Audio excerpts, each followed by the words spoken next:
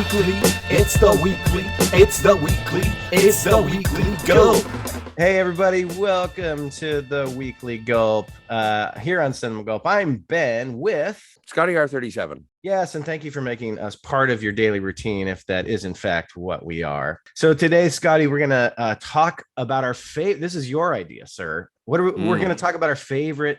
So this is tricky. When we talk about our favorite Kevin Smith films, we have to, like, are we talking about his entire filmography? To me, it's always sort of the Central Jersey Viewaskew movies. Yes, the Askew-niverse is what I prefer. Yes, me However, too. I honestly haven't seen many of the other ones. There are a couple of notables, though, on the outliers, and there are some that I have not seen. I've heard movies like Red State are actually really well done with good tension and good direction of his, but I just have not seen it.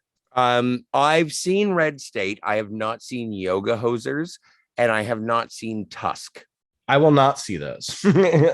Well, Tusk seems a little too grotesque for my personal tastes. Yes, I've seen some screen grabs. I'm not interested in that. And it's more of like, it's one of those movies, and I hate to say it because like people say that it's bad. I just think it's just that how I've described it is the way I feel about it, is that I just think it's a little grotesque. Yeah, well, it's kind of like it's torture porn in Kevin Smith style, where it's like, yeah, let's make it kind of goofy, because he got the idea off of like a Craigslist ad that he saw. Well, it was a podcast. That's right. It wasn't a Craigslist. Yeah, it was a podcast. No, it was Kevin Smith and Scott Mosier, longtime producer for Kevin Smith and the Viewaskew team. He was also known as Snowball. Also known as Snowball. He was the original Willem Black in Clerks, later played by Ethan Suplee in Mallrats. But yeah, they were doing a podcast and they had found something in a newspaper, and I think it was like just in the classified ads. I don't even think it was a Craigslist. No, I think you're right. It wasn't. It was just like old school. Buried in some classified ad thing. Yeah, it wasn't Craigslist. And it was like, it was somebody who was hiring to have someone come over and dress up like a walrus. And he was like, we should make a movie out of that. And they did. I do admire Kevin Smith, back in the day when he would just, because he's been quoted for saying like, Hollywood's just not interested in telling the stories that I want to tell. And I like that, because it's kind of like, I feel like I'd be the same way. Like some of the ideas and things I'd want to say wouldn't exactly blow the doors off of Hollywood, Well, I don't know. I think it all depends on how you do it. I really appreciate the way that Kevin Smith has done it. Like from humble beginnings of going to a Canadian film school and then dropping out. And then just saying, okay, F it. This is really why I wanted to have Ben on too, my buddy from film school, because his number 5 favorite film was Clerks, and it made him want to make movies because he's like, look how doable that is, Well, and one of the things, and I've never seen, is it Richard Linklater? Slacker, yeah. And that was the movie that apparently influenced Kevin Smith to start, and he was like, if you can do that, I can do that. And that's what inspired him to make Clerks, or at least be empowered to make Clerks. And he only went to film school for 4 months. A lot of people don't know. He didn't graduate or pass. He just wanted to he treated it like a trade school. Like he wanted to get just the basic knowledge, basic camera techniques, basic stuff he needed to know. And then he left immediately after 4 months to go make Clerks. And though I disagree with that technique, because I think, at least in my field, I was happy to continue on. It obviously worked for him. He has always been a brilliant writer.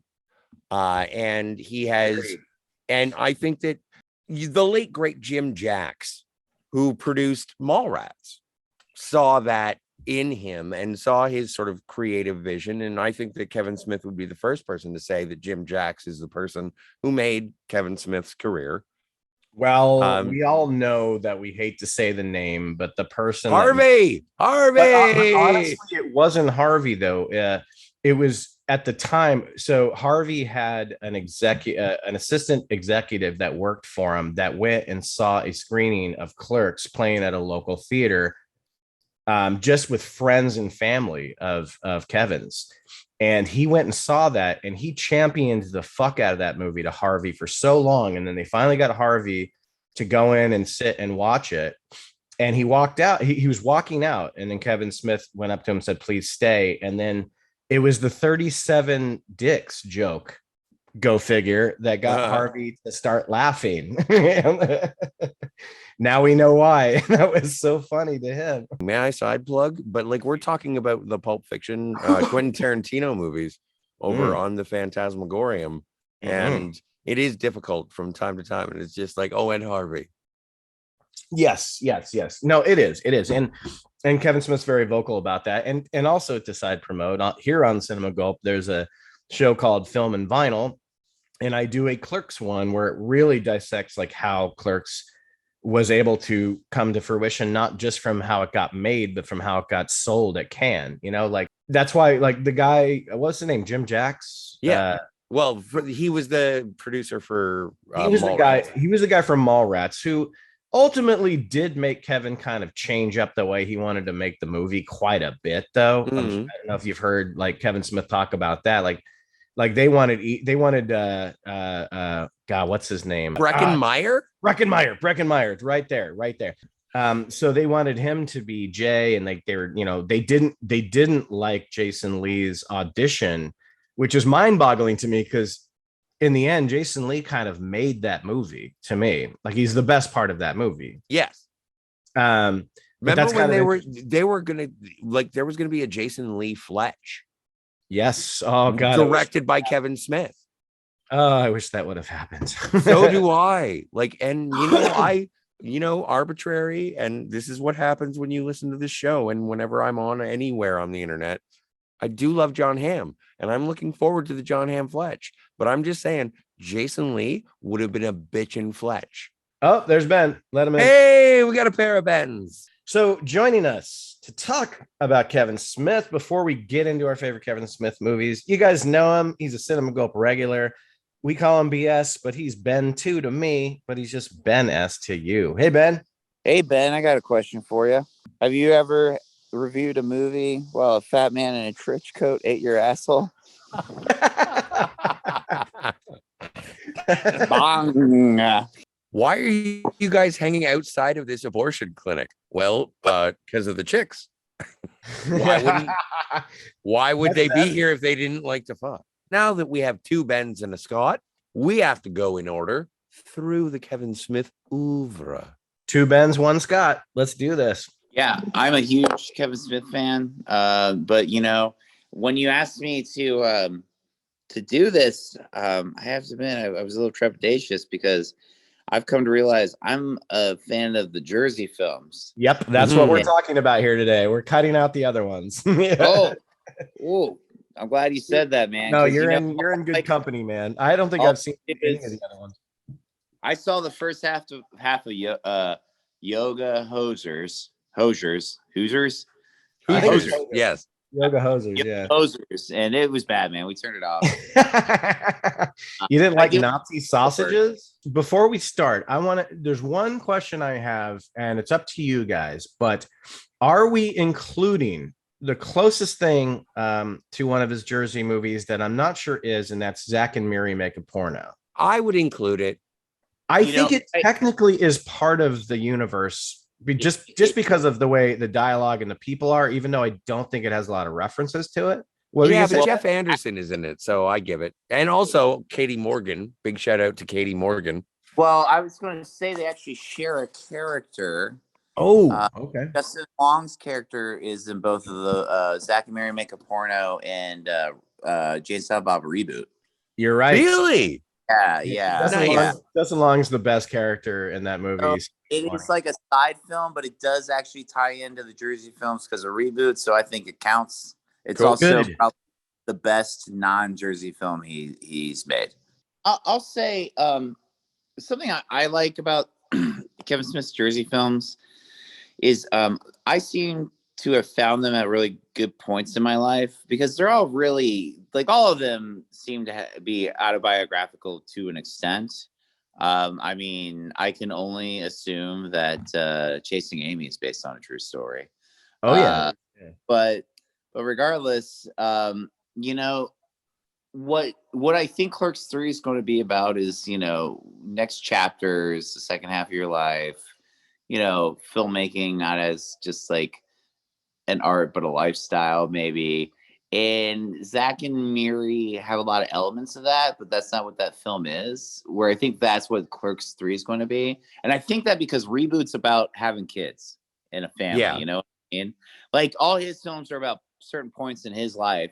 So by the time, you know, Clerks and Mallrats had come out and I started to discover his films, I was an angsty teen hanging out at malls and hating the people who came in to talk to me when I had to work, you know? So I still do that. I just saw the first trailer for Clerks 3, and maybe it's a little too on the nose, but it's apparent that this is another autobiographical one because Randall has a heart attack. And if we all know, right. Yeah. 2018, Kevin Smith had a massive heart attack and then got really skinny off eating apparently nothing but potatoes. You know, at least that's what he says. I don't know how that works, but well, he's Irish and vegan. I'm just fearful of the film simply because I do hold like Clerks was Ben, from what I understand, you're a big fan. Yes. And it was the first movie that I saw myself. It wasn't an aspiration. It wasn't a fantasy. It was like, holy shit, I'm Randall. I have broken up with girls and they've looked at me square in the face and said, you know what? You're not Randall. And I've been like, ooh, that cuts deep. Are we going to mention the animated stuff at all? Hey, Clerks, the animated series. I love it. I've never seen it. I guess there's also a Jay and Silent Bob super groovy cartoon movie, which I've also never seen. I've never seen that one. The movie I've seen, it's garbage, and Kevin Smith didn't direct it. Like, it's not even really worth seeing. Oh, I think Jason Mewes directed it. But the animated series, or Clerks Uncensored, I was a really big fan of. We don't have to talk about it if you don't want, but I'm just saying it exists. As far as like, you know, I thought it was really funny. I liked it. I liked it a lot. I thought it was great. Let's include it. I'll just opt out of that one because I haven't seen it. But let's definitely include it because if it's and the thing is, you have to definitely include the end of, I think it's episode 4 or 5, and it's the end of, there's a trial, and it's like, due to scheduling program problems, we have had to have the Korean animators finish the episode. So here is what they've given us. And so it just goes into crazy Sailor Moon, big American party. Everybody just go dancing. Who's driving? Bear's driving. Driving. How can that be? Yeah. I'd love to see them try to pull that off nowadays. Oh, no, never.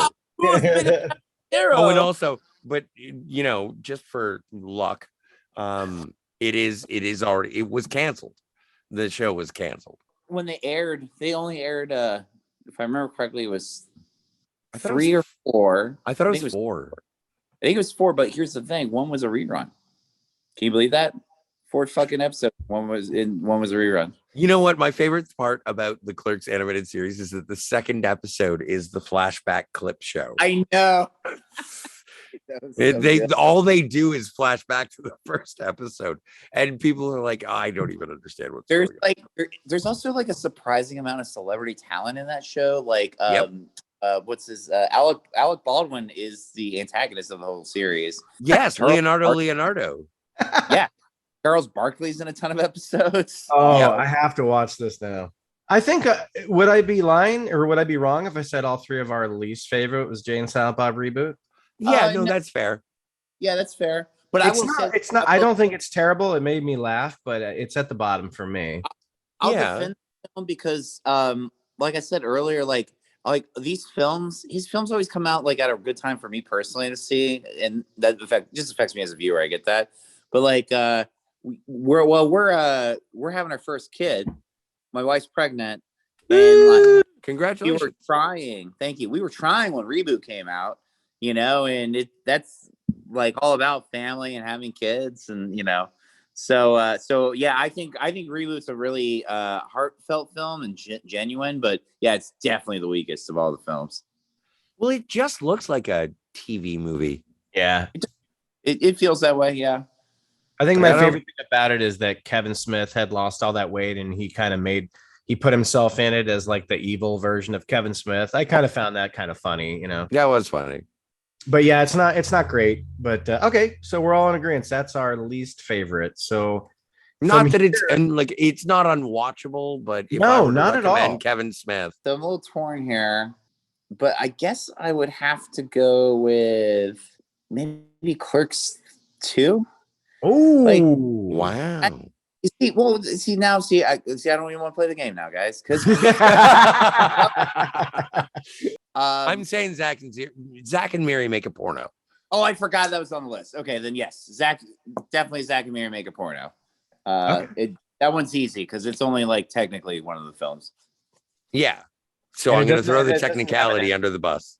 And it doesn't have an ending. They never finished the movie. And to me, that was the biggest problem. They never finished the porno. Like, I think you missed the point, Ben. Thanks, Ben. No, I get it. It was ultimately a love story at the end, but the whole movie was concentrating on the movie, and they never finished the movie. We should have seen a premiere of the porno.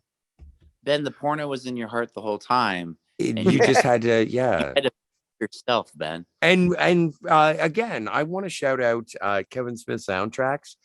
Most of them are okay. And that was the song, like when Zach and Miri have sex for the first time on camera. Yeah, where all the sound drops out and it's live, and it's called Build Me Up, I think. And it is such a good song. And that scene it could have been gratuitous, but it was a good scene about fucking hardcore passion. Yeah. I like when I throw Zach and Miri under the bus, I am also doing it with you are a hot movie and I like you for breaking boundaries. Like, again, Katie Morgan, world-renowned adult performer, great performance in that mainstream film. I have nothing negative to say about Zach and Miri. I just don't love it as much as the rest of the Viewaskew universe. I think I have a little bit more love than Zach and Miri than you guys do, because like I would say personally, after Jay and Silent Bob reboot, I would have to go Jay and Silent Bob Strike Back. Not that well, because it's stupid. You know, it's funny. Yeah, it's a satire and it's got funny moments, and it actually like showed a lot of the world Will Ferrell as being really funny. I mean, outside of SNL. I find the movie funny, but I just find it so dumb, and I don't like monkeys in movies. I just think it's a cheap gag. You don't like monkeys in movies? Yeah, they're walking around with the chimpanzee, and it's like, yeah, okay, I get it. Suzanne. I know, and I get that, The Suzanne makes a cameo in Mallrats first, but no, that's my choice. Like, I go the two Jay and Silent Bob movies for me are the weakest. I still think they're funny. It's just, you know, I there's so much more depth and heart to some of the other ones. That's why I put them as low as I do. But okay. What about you, Scotty? Jay and Silent Bob Strike Back. Okay, so we weren't that far off. So then, Ben, where are you with your third least? So you guys bring up an interesting point here with Jay and Silent Bob Strike Back. Okay, so yeah. Films are comedies, but they're not all the same kind of comedy, right? So, like, when I think of them sometimes, like I'll think of Strikes Back and Reboot, right? Those are both road comedies. Yeah. But Reboot is the big budget, like, good one that's fun. Like, it's supposed to be. Wait, you mean Strike Back? Sorry, yeah, Strikes Back. But it's like I'm not supposed to learn life lessons. You know what I mean? Like, no, I get that. Yeah, I like that about that movie. It's about, like, what kind of comedy are you feeling? Like, yes. How subversive and in what way do you want it? Right. So, this is where I wish I wasn't playing the game now. I am going to go back to Clerks 2 now, because while I really do love Clerks 2, it's beholden to the conventions of what a Clerks movie is and is becoming with now a third film. Whereas I think Strikes Back is fucking fun and just does what it wants, So yeah, I got to go with Clerks too, just for being maybe a little less reserved and a little less zany. And I actually love your point, and I love the way you described it about Strikes Back, and I completely agree with you. It's a very different kind of, like, Kevin Smith does your heartfelt comedies, a little more dialogue driven, and then he does kind of the goofy, funny ones. And my problem with Strikes Back is it just was a little too reliant on cameos and stuff like that. I'm not saying it wasn't funny. All these movies we love, guys, but I totally get Ben's point, even though I disagree. So that's a good thing. That's why it's like it's got almost everything you love about Kevin Smith. That's like the sugar in like the sweet, that rots your teeth in your brain. That's what that movie is. And it joined it to introduce the world to moviepoopshoot.com, I think. This is a true story. I was in high school coming home on the bus after like a wrestling match one night, and when we were rolling in, I turned to the guy next to me on the bus and I'm like, "Hey, let me ask you something, man. Like, like if you were a sheep and you found another sheep attractive, would you have sex with it?" This guy's a sheep fucker. Yeah, long story short, run laps after we got off the bus. I think I finally caught up with you guys, where my next one is probably Zach and Miri Make a Porno. I think the first 45 minutes of that movie are some of the funniest shit that Kevin Smith's ever written. And it does kind of come across as more of that coming of age stuff that we get with like Chasing Amy and Clerks. But I feel it devolves into so much of a melodramatic love story that it loses focus on what it's really about. And by the end of it, the movie ends with just the love story coming together, but not all the time and effort all these supporting characters put into actually making the movie. I wanted to see a scene, guys. I wanted to see a scene where they show people this movie that they made and either become instant successes, or even if people hated it, we never get that closure on the porno they're making. And that's the title of the fucking movie. Yeah. And so I understand that movie back a little bit because Smith changes focus on the story so much to Zach and Mary's love story that it falls for well me. But the thing is that the movie is essentially about two desperate people who are trying to make money, and they're not in it. I know for the love, but we never see them make money. That's my point. No, but we do see them discover love. That's what I'm saying, and that's fine. You can have that in there, but you also need closure on, did we make money? Did we finish the porno? We never get to that. So I guess now I'm kind of wondering, how much do I actually love Jay and Silent Bob Strike Back? And as much as I do love the film, that is next on my list of my least favorite, because I'm working backwards here. Yep. I already went on about why I actually really like Jay and Silent Bob Strike Back. I think it's really funny, and I love that it's allowed to just be fucking weird, and it's also just a better film than Reboot, but Reboot is a different film, in good ways. But all that being said, it's Jay and Silent Bob Strike Back, and I'm ready to move on with my life. I gotta go with Mallrats next, which I know might be controversial, but if you look at what I have left, Mallrats makes the most sense to me. I do think I was talking to Scotty before you came on, Ben, that I think it was not as good as Kevin Smith wanted it to be, because it was his first studio film and they kind of skewed him in a direction to make it what they wanted it. He still got away with most of his scripts, though. Obviously, they made him cast Shannon Doherty, which is fine because she's fine. She's great. But I thought she was really good in that movie. I did too. But that was a mandate by the studio, but it worked because she fit in really well and she was good. But like, he fought really hard for Jason Lee. Thank God, because Jason Lee saves that movie completely. Like, every time that guy's on screen, that's the first time I ever saw that guy outside of being a skater and skate videos. And he just blew me away with his charisma, his comedic timing, his energy. I thought Kevin Smith, I thought Jason Lee was gonna blow the fuck up and be a major star. I really did.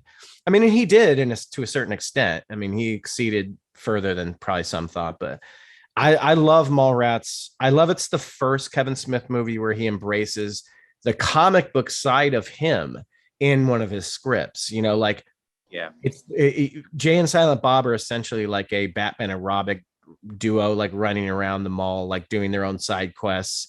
And you know, it's kind of hokey and rewatch, but it's so I just remember loving it, and it was so much fun and good-hearted, and I love the ending of the movie, and Michael fucking Rooker is in it, you know. So, yay! So Would you I like love covered Mallrats. pretzel?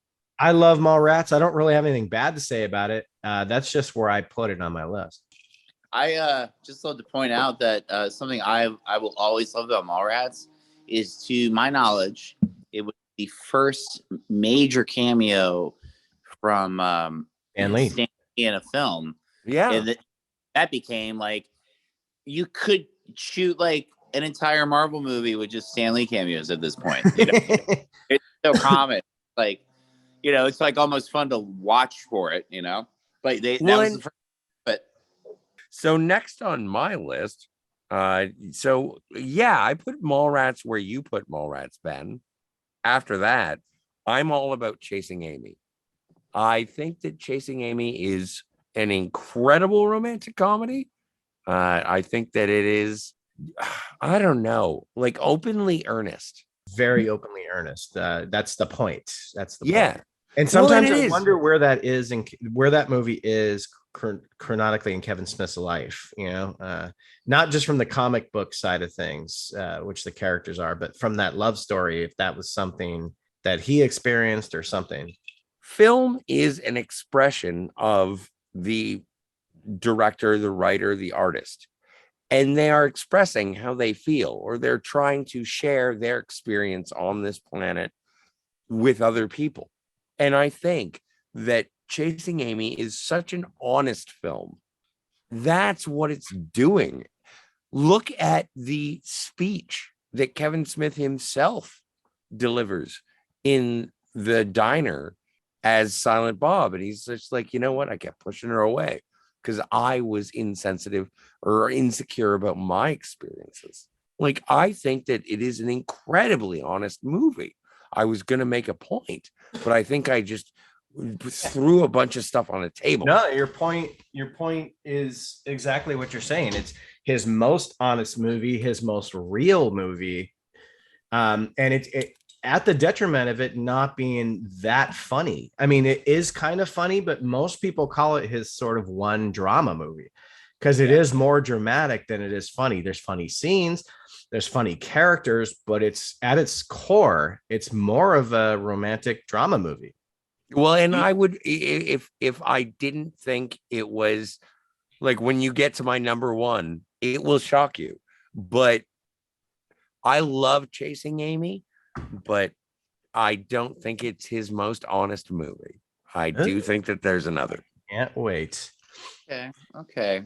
Who are we at? Are we at me, Ben, or you, Ben? I think you, Ben. Okay, so for me next is Dogma. I think it's his biggest achievement as far as making the closest thing you'll ever get to like a Kevin Smith blockbuster. To me, it's like maybe one of the reasons why people would hire him to do things like the Flash show or Supergirl show, because he can do special effects and he can do action. And this movie was the first time he really poured in as much as he could into like doing something that was extraordinarily different. I think Dogma is one of the most original movies ever made. And I'm not saying it's one of the best. I mean, it's not even my favorite Kevin Smith movie, but it's so fucking original. And just the shit monster, and like Salma Hayek is like a stripper who's also a god. Like only Kevin, I give him so much credit because he just has so many kooky ideas, and he puts in all his heart and soul to make these things real. And Alan Rickman is just so fucking great. Alan Rickman. Oh, he's so good in this movie. He's so good. And Ben Affleck and Matt Damon are just chewing up the scenery, having so much fun as Loki and Barnaby, and they're just having so much fun. You could tell. And this was at the height of Kevin Smith hanging out with those guys. And did you already say Jardine Garofalo or not? no. Okay. But well, I'm still getting, you got Chris Rock, and then you even have the Alanis Chris Rock. I heard he got slapped by a guy. Yeah. But I always forget her name. Scotty. Bethany Sloan is played by Linda Fiorentino. Linda Fiorentino. Yeah. She didn't become big enough. She was pretty much the main character of this movie. Yes. And she was great. She was amazing. In this movie, like, it reminds me of like the way Wes Anderson will go from a quirky comedy, and in the same movie he'll just shift it into just a punch down your throat, like heart pounding, just violent scene that takes you completely back, where you're like, whoa. And this movie gets extremely violent towards the end of it, and he doesn't shy away from the violence or the gore, the blood. So I praise him for that. I love Dogma, and it's the movie that made my grandmother run out of the room when she heard about the ass pumping scene. So that's where I put it. Then you know what? My next is Clerks. When I first saw Clerks, I rented it on VHS. Kids, look it up. And by the way, I would highly recommend everyone accumulating as much physical media as you possibly can. And the only reason I say that is because if you stream it digitally, they will change it. So yeah, I guess in my top three, my number 3 is Clerks. What do you got in your top 3? That's it. Okay. I think it's my turn. It's your turn. Yeah. I would have to say Chasing Amy. I like Chasing Amy for all the reasons you guys said. It's a much more serious film, but it's a good thing. I think what's I always forget the Banks, not Banky. Yeah, what's Banky's Jason, what's that guy's name? Jason Lee. No, I just call him skateboard guy. Yeah. He's a pro skater. How about this? After My Name Is Earl did Mallrats, I never thought he's David Seville from the Chipmunks movies. Yes. So when Papa Chipmunk oh, that's right. He was in the fucking Chipmunk. Oh, that's why he doesn't have to work anymore. He made all that money from the Chipmunks movie. I forgot he was in those. But he was fun to watch in that movie. He's a fucking asshole, but he's fun to watch in that movie. And I started realizing he's a Scientologist, Well, he's not anymore. He hasn't really? been. No, he hasn't like been. Leah Remini? He hasn't been for about 10 years now. Oh, well, then I'm misinformed. But yeah, Ben, he is an asshole in that movie because he's a complex guy who's dealing with like losing a friend over figuring out his own sexuality. I get it. Yeah. Well, and it was the beginning. Like, that's the first thing. He has acting chops, man. Jason Lee's like an actual actor. Like, he's a very good actor, and and we get to see that in this movie. Whereas, like in Mallrats, I feel like he's maybe playing himself a little bit, which he does in other films. Fucking Almost Famous, man. He's amazing in that. I liked Jason Lee in Enemy of the State. Oh yeah, small role but really good. Yeah. Anyway, Ben, sorry. It's all good, man. But the performances just are great all around, and So, but then my number 3, right? Because we're moving on to 3 now. Sure. Okay, sure. I would say is don't get all uppity. I like Mallrats because it is Kevin Smith's fun R-rated raunchy mall comedy. It's like why do I like Strikes Back? Because that's his fun raunchy road movie. Like, they're very good examples of that kind of comedy. I guess Mallrats maybe being more like a teen angsty kind of feel to it. Yeah. But yeah, great movie. Happy to see it wasn't his peak, but just like I think one of his strongest examples as a director. I agree.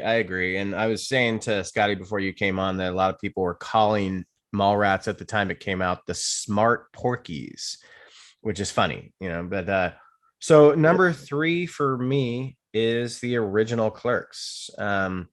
Me too. Just like Ben S, it told me that I could make a movie if I really if I put everything I had into it. Unfortunately, I did not have the balls to max out credit cards, so therefore I do not have a Ben Jones directed Clerks movie. But Yet. it introduced the world to Jeff Anderson, who should have gone on to do bigger and better things. But he'll always be Randall, and he's one of my favorite movie characters of all time. I'm not just saying that for this podcast. I've always said that. He's an amazing character. He's a very realized character, and I think it's on the page, but it's also in his performance. I love Clerks. It introduced us to the Viewaskew universe, and it was to this day his only movie in black and white. And if you guys don't know the reason why it was, I'm sure Ben does, and you probably both do.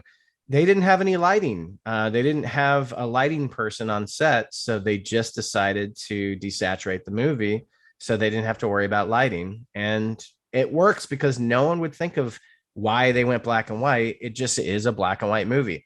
It's got very static, very bland, boring shots, but that's because it never wants to take away from the conversation that you're watching on screen.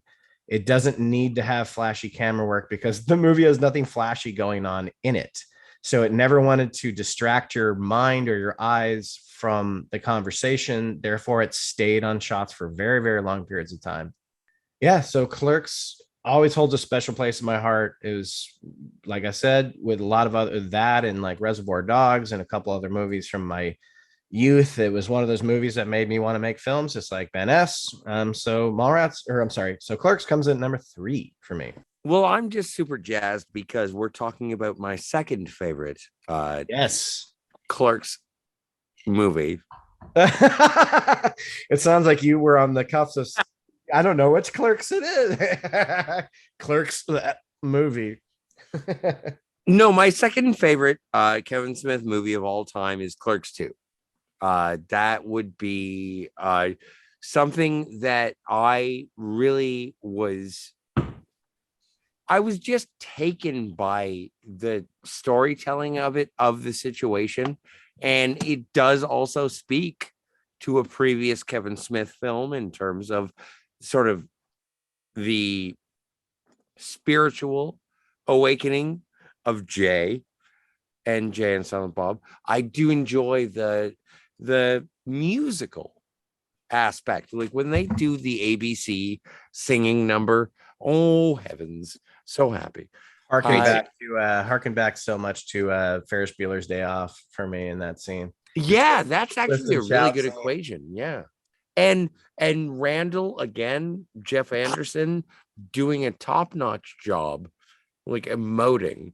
It's like, I love you. If you leave, what am I gonna do? Yeah. Like the friendship between Dante and Randall in that film is so, like, I don't even know if it makes my heart break or swell. It is such good movie making, and I would put it on par with Ben Affleck in the car in Chasing Amy. But there's something different about just earnest platonic friendship and the emotion that you're representing. And I think that Jeff Anderson does it brilliantly, and it is one of the reasons why Randall is one of my favorite characters ever. Amen. Mm-hmm. Ben, number 2. Dogma. I love Dogma. I think, like I said, when I think of the Viewaskew universe films, like sometimes I have to look at them through the lens of like what kind of comedy they were trying to be, in a sense. And Dogma is his big budget film. I think it was his biggest budgeted film, or maybe Strike Back was. But no, Dogma was for sure. No, I think it was Dogma and then Silent Bob Strike Back. So Strike Back. Dogma was like 25 million budget, and Strike Back was 28. I think. Yeah. So you can see it, to be honest. And the cast is amazing. George Carlin it's a really fun performance he gives. The Cardinal effects are good. Glick. Cardinal Glick, that's right. Buddy Christ. Jesus wasn't meant to give you the willies. He was supposed to be a booster. I think it's got interesting things to say about religion. I saw that I don't know, I think in high school or junior high at the drive-in. It was the first, I was very excited about it actually, because it was the third Kevin Smith film I'd seen at that point, and the first one I got to see like on a big screen, which I saw Reboot that way, and I'm going to see Clerks 3 that way. I'm just a big fan. I think it's him at his best, his like peak. Yes. But I'll get into why it's not my number one with my next pick. Okay. I agree. It's his peak as far as filmmaking, and I'm not surprised you levitated towards that one because it has a comic booky-ish quality to it, right, Ben? Like, yeah. I agree. It's really funny you say that actually, because that's one of the specific films that he did comic books around. So I collected some of the comics back in the day, and those supplemented the films. So there's like a Clerks comic, and then he did one Chasing Dogma, if I'm not mistaken. Yes, I think you're right. Dogma. Yeah. Chasing Amy. Yeah, no, I have it. It's great. Yeah, so yeah, there's definitely like he allows the film, like he makes it feel comic booky in a very good, like big Hollywood kind of way. Yeah, especially in the era it was made. Yeah, number two for me. This is tough for me. To me, I think it boils down to his two most mature movies for me. That's just because what I levitate more. I'm going with Chasing Amy as number two, for all the reasons that you guys have already talked about. But I really just respect this movie, and I respect his decision to make this after Mallrats, and it wasn't a financial success. A lot of people. It was a critical darling, though. But a lot of people didn't get it in 1997, and it was kind of one of the first movies to tackle that situation of someone falling in love with someone who has a different sexual orientation and what that means, and could that destroy lives. And I love that the movie doesn't candy coat that, and it doesn't really give you a happy ending. It gives you an ambiguous ending that may or may not turn out to be something. But and I think to me, it's the best use of Jay and Silent Bob, very sparingly used, just one scene, just like look at this ferocious motherfucker. It looks like somebody just shit in his cereal. It's like, I love as soon as they come on the scene in that diner, it's the funniest scene in the movie because the movie's been kind of dour to that point. Yeah. And it's much needed levity. And the fact that you get all this like bullshit spewed out from Jay, and then Silent Bob, when he does his one and only, talking point in any movie, it's just the best stuff that Kevin Smith's ever written for Silent Bob to say. Yeah. And it just makes so much sense. And it tells Holden McNeil so much about the situation that he's in, and makes him come to an epiphany and gives him clarity. This was not the movie to have Jay and Silent Bob kind of hanging out in the background throughout it the way they do in Clerks.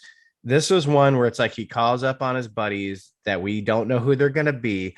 And this is the third Kevin Smith movie. So the audience that knows his films are just like, yeah, that's awesome. Like when they show up, because they haven't been like lingering around outside the comic books.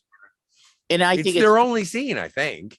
It is. Yeah, it's pretty clear this whole movie was written just to lead to James Silent Bob Strike Back. I'm joking because they can't go to the movie and the other film. It would be a comic book that is adapted into the movie. Yeah. Right. I'm on my number one. Everybody you're on your one. Okay, you're on your one. Okay, cool. Clerks. I figured as much. Never seen it. He's awesome. There's a reason that was the Kevin Smith film on my top 5 R-rated comedies and not any of his other films. Yeah. Dogma, I think, is kind of peak Kevin Smith when he's like got his best ideas, and he has the money to do what he wants to do, and great talent involved. But I fell in love with this indie filmmaker who is living my dream, going broke trying to, make a film happen. You know what I mean? Like, that guy is like one of the main reasons I went to film school. And, and I'll always remember just that raw, like, there's this energy in Clerks, there's like this, it's a little raw. It's him, man, and like film is like a communicative disease. It's medium It's based, like monkeypox. Oh, okay. And then that's where you cut to that one episode of Clerks, the animated series, where they did. Why did you get a monkey? I wanted to teach it to smoke. Duh. Wow, man, you have a great memory, dude. Yeah, that's it. I love what I love. But Clerks, he puts himself into all his movies, but Clerks is the one movie that's all himself. There's like nothing else there. That is Kevin Smith, and I like Kevin Smith because you relate to Randall. I relate to like the idea of Kevin Smith as a filmmaker, or Bob, or like, I think all those guys are relatable at different points. And if you relate to Jay, man, really need to question what's going on in your life at that moment. Bernie, I think sorry, your name is not Bernie. Your name is Ben. You know what? I think we come from the same video rental store. Yes. I feel I love Clerks for all the same reasons that Ben does. I think it came out in a time in Ben's life, or when you first saw it. Okay, you don't have to keep saying his name. I remembered it now. I'm sorry, I got tripped. When it first came out, it had been out a while for you, right? When you first saw it. Yeah. So I basically. When did you see it for the first time? So I didn't see these in order. What was the first one you saw? Hang on, I'm thinking off the top of my head here. Sorry, you're offering new information. It honestly, I think he's younger. He's younger than us, Scotty. So yeah. Well, he's like 11. Yes. It was Dogma. And I had no idea about the other movies. I never heard. So I thought Dogma was awesome. I loved it. And then one night I'm just hanging out at like a year or two later, maybe I'm hanging out at my house, and Mallrats comes on NBC, and I never watched it before. And I started watching, and then Jay and Silent Bob are there. And then that movie must have been fucking neutered on NBC though, right? It was. I printed it, but like, I went online, I found moviepoopshoot.com. Yeah, I did way before Strikes Back. And then I made sure I saw Clerks, and that was the next one I watched. I rented it.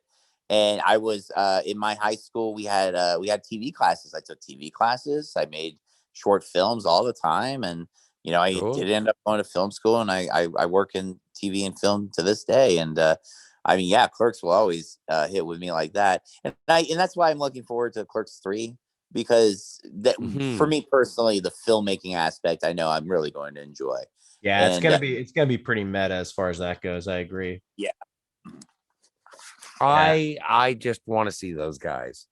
I haven't seen them in a while. Am I mistaken? But do Ben and Scotty have the same number one? Was it the same? No, I still have not revealed. Oh, I apologize, dude. You go now. You go now, sir. Do you have a number one? I do, but is it me or you? No, it's your channel. I should probably go first. Yeah, I agree. Pardon me. Yeah, my number one is Dogma. Nice. Woo! That is my favorite Kevin Smith film. And movie. You know what? I don't want to like, this is a weird thing. I'm going to say something, and everyone's going to be like, okay, Scott, just go get a coffee.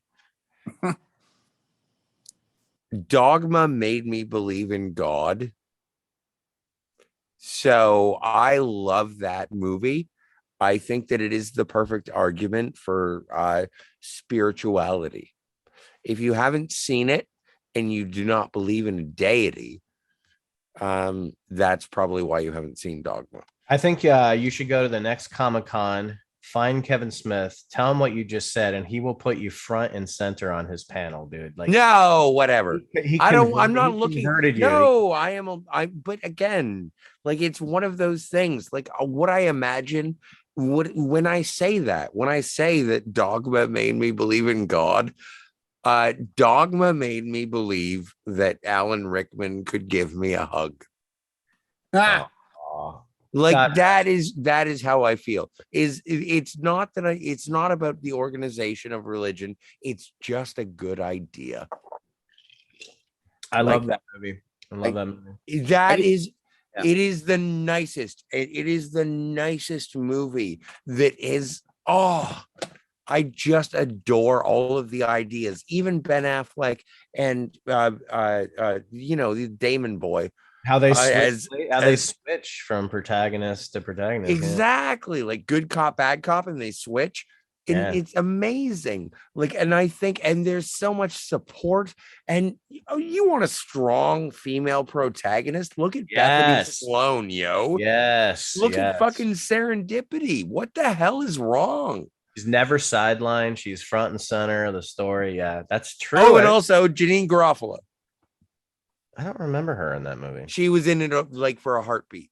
Oh, okay. She's a therapist. No, a coworker. She's one of the abortionists. Oh, that's right. Yeah,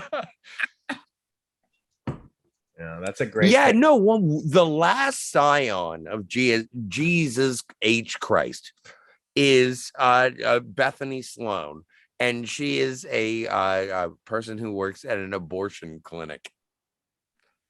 Like one of the last people in the timeline of the history of the Christ people, and she's an abortionist.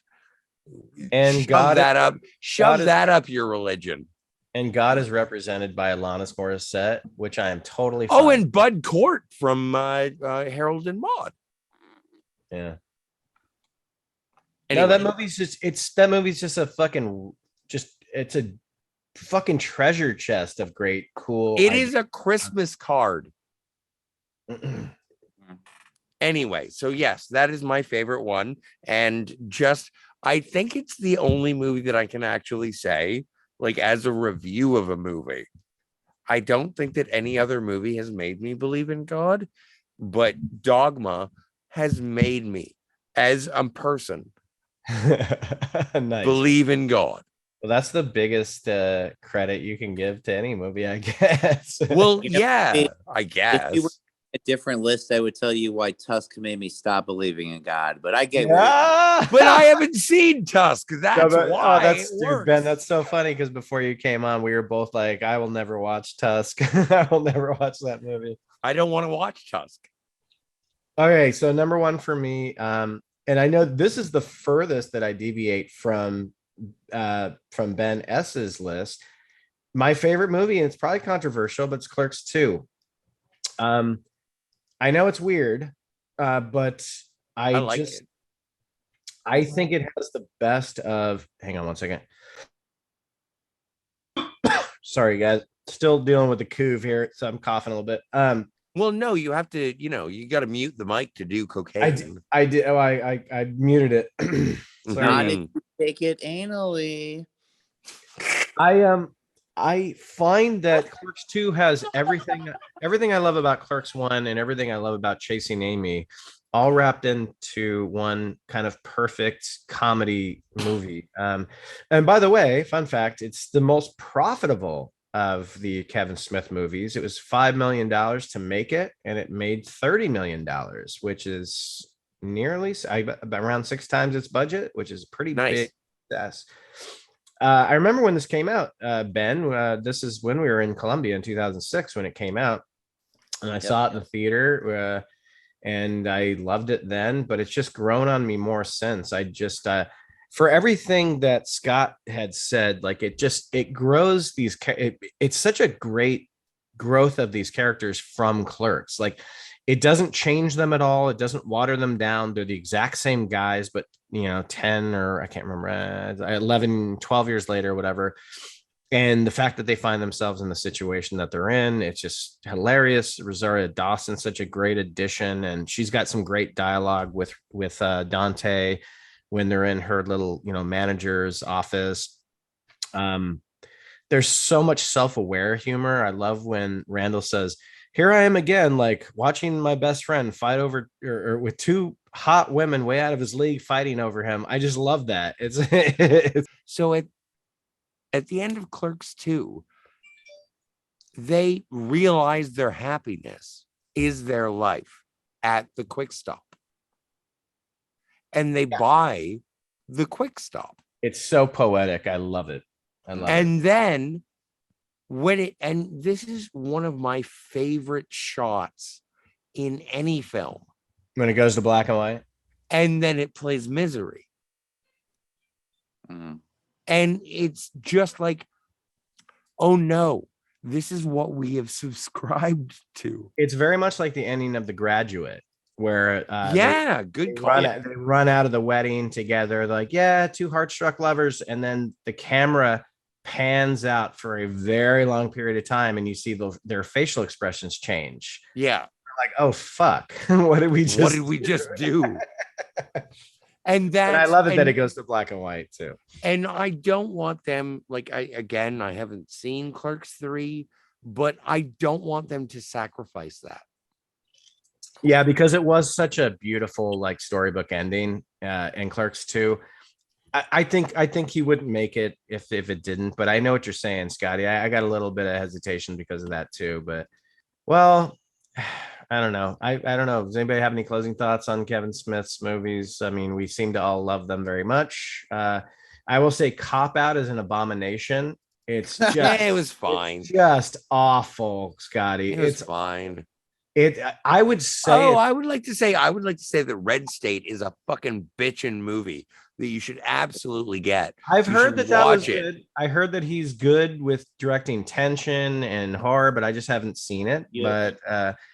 But Yoga Hosers is hot garbage.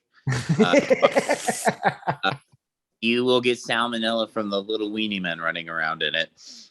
I want to say one last thing in case somebody wants that edited now, but sure. Any Kevin Smith fan who would bother to see all these films definitely should watch Clerks Uncensored, the animated series. Absolutely. 100% check that out. I'm gonna check it out actually. If you are a Kevin Smith fan and you haven't seen the animated series, well, you guys were sharing a moment and it made me laugh. I'm like, I need to see it. So cool. Well, hey Scotty, it was good meeting you. It was nice meeting you, Ben. Yeah, man. I gotta run, guys. But love you, Ben. Do it. I love you, Ben. I'll talk to you later, man. You're the man. Later, brother. So that was fun talking Kevin Smith. Hope everybody liked it. And for Scotty R37, the Bubblicious of Bubble Yum, and me, Ben for Cinema Gulp, we drink your cinema.